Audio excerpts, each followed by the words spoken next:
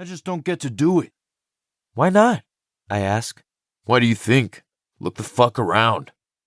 It's Friday, our last weekend of summer break. In the living room, I hear Maman starting her morning. First folding up her bed, which isn't actually a bed, just a couple of sheets and a pillow on the floor and the thick fuzzy blanket she brought with her from Esfahan. Then storing it all in the closet.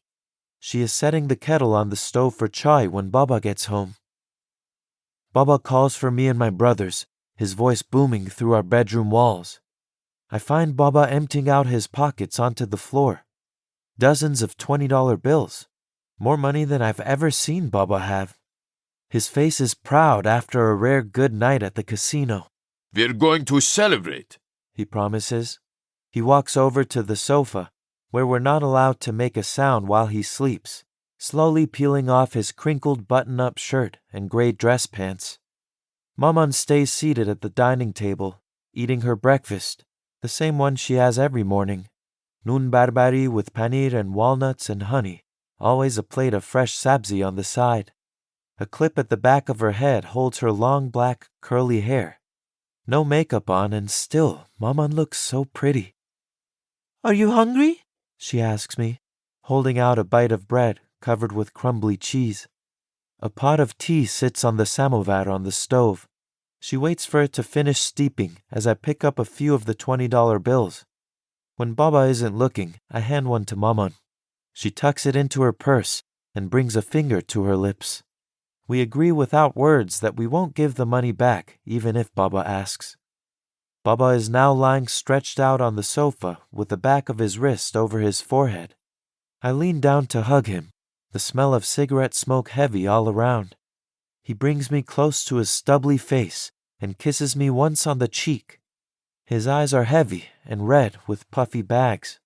It looks like he's never going to wake once he falls asleep.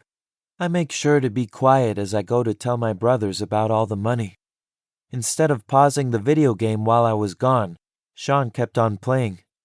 You snooze, you lose, he says.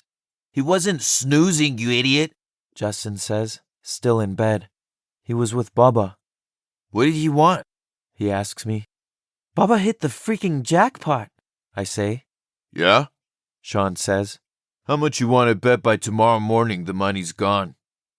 I tell Sean he's wrong, and so does Justin, pulling a crumpled bill from his Nowruz stash, which he keeps tucked underneath his mattress. He dangles it down at us. $5 says Baba keeps winning, he bets Sean, who stands up from his bed. Deal. But don't go crying to him when I take your dough. Sean spits into his palm, and my brothers shake on it.